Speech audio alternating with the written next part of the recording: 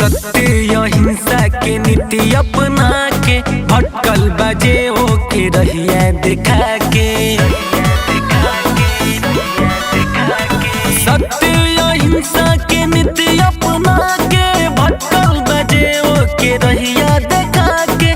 जीवन जिए के परिभाषा बतैहा बनिहा न कबहू सवारथी। मद मोह लोभ क्रोध के भगाए भाई हो बोला नाम बुधाय। बुद्ध चर्चा के कौना उपाय भाई हो बोला नाम बुधाय।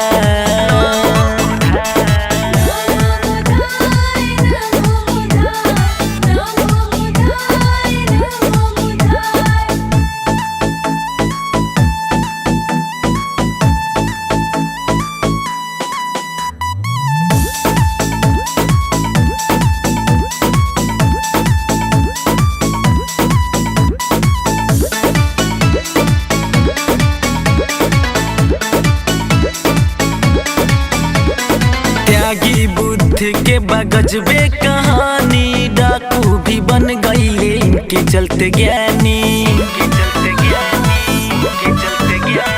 त्यागी बुद्ध के बगजबे कहानी डाकू भी बनले इनके चलते ज्ञानी।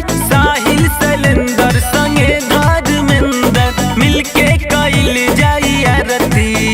अरविंद रजनीश द सबके सुनाई भाई हो बोला नाम बुधाय। बुद्ध चर्चा के कौना उपाय भाई हो बोला नाम बुधाय।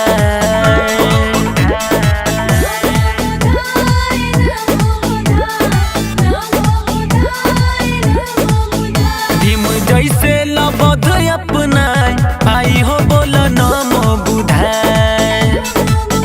बुद्ध चर्चा के कौना उपाय भाई हो बोला नाम बुधाय।